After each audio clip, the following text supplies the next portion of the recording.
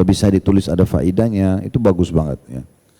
Kemudian yang ketiga adalah kita menghafal Al-Quran. Menghafal. Jadi usahakan hafalan-hafalan surah kita bertambah. Jangan lewat 1 tahun kecuali kita sudah menambah. Walaupun surah-surah pendek. Jangan inna ata'ina wal asr terus gitu kan. Coba tambah dengan surah-surah lain. Bisa kalau mau gitu kan.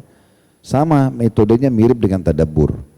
Kalau menghafal Bapak Ibu sekalian tidak harus berurut seperti poin pertama. Tidak harus dari Al-Fatihah, Al-Baqarah, Al-Imran, tidak harus berurut. Boleh surah mana saja. Surah mana yang Bapak Ibu suka. Oh saya mau tahu tentang Al-Qiyamah. Surah tentang kiamat. Sudah, saya mau hafal itu saja. Tidak apa-apa. Mulai dari situ. Oh tentang An-Naml tadi, semut. Tentang An-Nahl. Tidak apa-apa. Mulai dari surah itu aja. 10 ayat per hari. Tidak usah lebih. Sama tadi metodenya. Dibagi setiap habis sholat 2 ayat saja. Hafal 2 ayat. Habis subuh 2 ayat. Habis duhur 2 ayat. 1 hari 10 ayat. Dan supaya tidak dilupa dipakai dalam surah-surah sunnahnya. Kalau 10 ayat itu Bapak Ibu pakai misalnya di sholat duha 2 rakaat. Rakaat pertama 5 ayat, rakaat kedua 5 ayat. Kan sudah selesai 10 ayat. Nanti dibaca lagi di qobliyah duhur, di ba'diyah duhur, di 2 rakaat pertama duhur, di qobliyah asar, di 2 rakaat asar, di qobliyah maghrib, di ba'diyah maghribnya. Karena kalau maghrib misalnya kalau kita sholat berjamaah ya sudah kita ikut imam. Tapi qobliyah dan ba'diyah kan ibu bapak sholat sendiri. Qobliyah dan ba'diyah isya juga sama. Di tahajud juga begitu. Maka dengan sering diulangi, belum lagi ibu-ibu kalau lagi masak, belanja, lagi di jalan, tilawakan aja Al-Quran yang dihafal. Ulangi aja surah Al-Masad, surah At-Tin, surah apa saja ya. Kita ulang-ulangi, Ad-Duha, Asy-Syams dan seterusnya kita ulang-ulangi. Nah, mengulang-ulangi ini hafalan akan membuat akan lebih bertahan ya. Dan usahakan targetnya mungkin untuk lebih mudah setiap tahun lah bertambah minimal gitu kan. Kalau bisa mundur nanti sebulan sekali bertambah. Nanti mundur lagi sebulan sekali sudah bisa sepekan sekali. Nanti kalau sudah melancar baru setiap hari Anda tambah baca atau hafalannya gitu ya. Yang jelas targetkan, niatkan saja supaya bisa mengkhatam dan menghafal 30 juz. Kita nggak kagetin langsung hafal 30 juz, tapi dengan kita cicil bisa. Tidak ada halangan dalam menghafal ini dari faktor umur. Oh saya sudah terlambat, saya sudah tua, nggak ada, itu tuh omong kosong. Banyak sahabat Nabi masuk Islam umurnya 60 tahun, 70 tahun bisa hafal Quran. Masalahnya mau atau tidak, kan gitu. Karena menghafal Quran ini derajatnya akan sangat tinggi di surga, nanti akan kita bahas di buku kita, insya Allah. Kemudian yang keempat, yang terakhir adalah mengamalkan isinya. Nah ini hak-hak Al-Quran yang tidak boleh luput dari kita. Praktekin isi Al-Quran itu dalam kehidupan kita. Di sini dikatakan poin di nomor 5 membaca. Sebenarnya di sini membaca masuk dalamnya. Kalau membaca itu berarti dia baca, dia tadabbur, ya kan? Dan dia hafal, itu sudah masuk sebenarnya di situ. Dan juga mengamalkan Al-Quran, praktikin dalam kehidupan sehari-hari. Jadi kita belajar seperti ini Bapak Ibu sekalian, bukan hanya sekedar duduk dengarin, oh iya ya tadi hadir pengajian, oh begitu ya, terus gak dipraktikin, sayang banget. Karena tujuannya belajar untuk dipraktikin dalam hidup kita. Saya akan bacakan dulu apa yang dikatakan oleh penulis di halaman 17 di poin 5. Masalah membaca dan mengamalkan Al-Quran. Hadis yang menerangkan keutamaan membaca Al-Quran dan mengamalkannya diantaranya adalah dari Abdullah bin Amr radhiyallahu anhuma. Abdullah sahabat, Amr ayahnya, Amr bin As juga sahabat. Makanya kita bilang radhiyallahu anhuma, dua-duanya semoga Allah ridhahi. Dari Rasulullah sallallahu alaihi wasallam beliau bersabda, yuqalu li sahibil Qur'ani iqra' wartaqi warattil kama kunta turattilu fid dunya fa inna manzilataka 'inda akhiri ayatin taqra'u biha.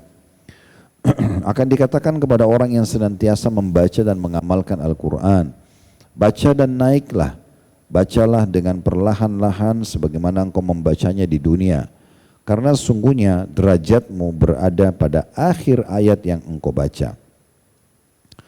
Al-Mubarakfuri berkata, kita baca dulu di sini apa yang ditulis oleh penulis, baru nanti kita tambah dengan syarah atau penjelasannya. Al-Mubarakfuri nama orang Bapak Ibu sekalian ya. Al-Mubarakfuri nama seorang ulama atau istilah nama beliau, berkata yuqal, di potongan hadis di atas tadi akan dikatakan yakni saat masuk surga. li sahibil Quran, kepada ahli Al-Quran, yakni yang senantiasa membaca dan mengamalkannya. Warqi, naiklah.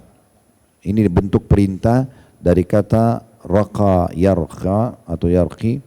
Maksudnya adalah naiklah ke tingkatan yang ada di surga. Baik, ini hadits pertama yang diangkat oleh penulis. Hadits ini terjadi perselisihan pendapat ulama tentang masalah siapa yang dimaksud dengan orang-orang ini. Karena orang-orang ini nanti kalau masuk surga, sebelum dia nikmati istanahnya, Allah angkat derajat mereka. Dengan cara Allah suruh membaca Al-Quran yang selama ini dibaca di dunia. Setiap kali dia baca, satu ayatnya dinaikkan satu derajat.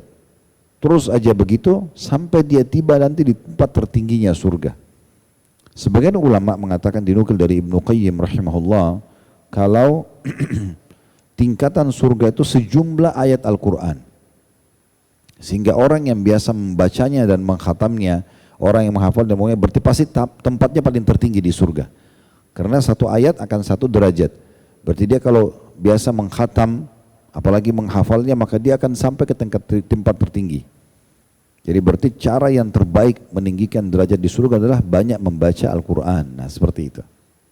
Nah ini khilaf di antara ulama tentang apakah yang dimaksud ini para pembaca Al-Quran sudah cukup, atau masuk di dalamnya orang yang membaca dan mengamalkannya, atau yang dimaksud adalah para penghafal Al-Quran. Ini khilaf di antara ulama, ya. Tentu di sini kalau Al-Mubarakfuri memberikan gambaran adalah orang yang membaca dan mengamalkan. Walaupun dia tidak hafal 30 juz, dia akan dapat hadis ini. Artinya karena Bapak Ibu sering baca, tadi yang kami kasih metodenya ya. Bapak Ibu baca dari awal sampai akhir, awal sampai khatam, ulangi lagi gitu ya. Dan ini pasti akan mempermudah, salah satu metode yang mempermudah hafalan itu adalah kalau Bapak Ibu sering mengkhatam. Sebagai contoh misalnya, buku ini kan kita pertama kali bedah ya di majelis kita. Sekarang anggaplah kita sudah sampai ke poin 66 misal, sudah selesai. Terus saya bilang, Bapak Ibu kita ulangi lagi ya bukunya, buku yang sama. Dari poin pertama. Saya yakin pasti masih ada yang terbekas ya. Walaupun sudah 66. Kita kembali ke poin 1, oh ya. Apalagi Anda mungkin punya catatannya di bukunya, masih ingat, oh ya ini. Baik, sampai kita selesaikan lagi 66. Lalu saya bilang, kita ulangi lagi bukunya ya, yang ketiga kali misalnya. Saya yakin di saat itu hafalan Anda lebih kuat lagi. Oh, bahkan mungkin Anda bilang, oh ya saya ingat Ustaz di halaman 16 ada ini, di halaman 18 ada ini. Bagaimana kalau 10 kali kita tamatkan buku ini?